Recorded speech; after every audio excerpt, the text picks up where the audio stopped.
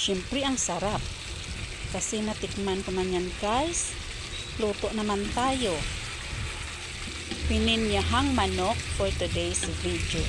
By the way, good morning everyone. Parang sa ilalim lahat ang mga pineapple chunks. Ayun na guys, tinikman ko na yan guys. At syempre ang sarap. Chicken. Marinate sa pineapple chunk syrup at saka ground black pepper. At i-mix lang natin dyan guys.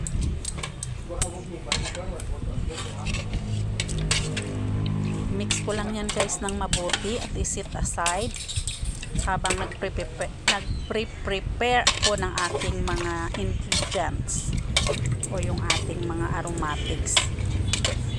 Set aside lang natin dyan guys. At ngayon mag-isa na tayo ng ating garlic.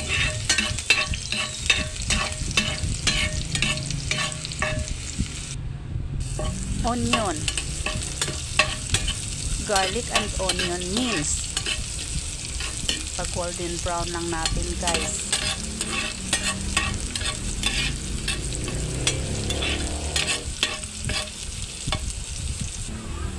At ngayon na golden brown na guys, ilagay na natin yung ating chicken. Yan guys, 1 whole chicken yan guys, slice. Mix lang natin sa ating mga aromatics.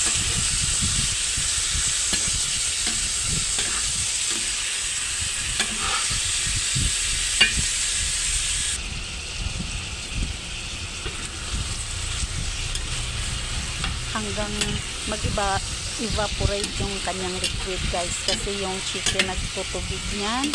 So evaporate muna natin o paiganat muna natin.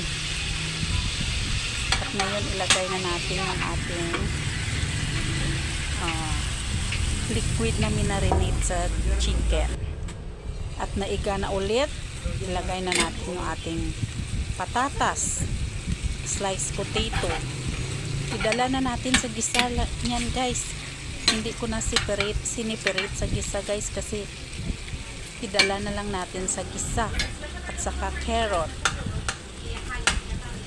Hindi na natin pahirapan yung ating sarili.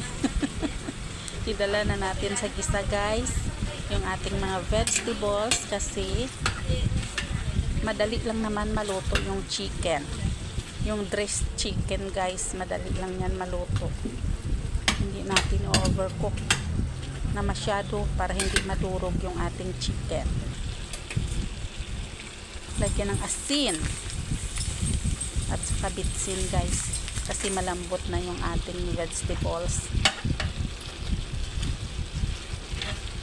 At i-mix lang natin guys para ma-absorb na yung ating mga pampalasa sa ating niluluto. Tinakpan at saka ilagay na ang pineapple chunks.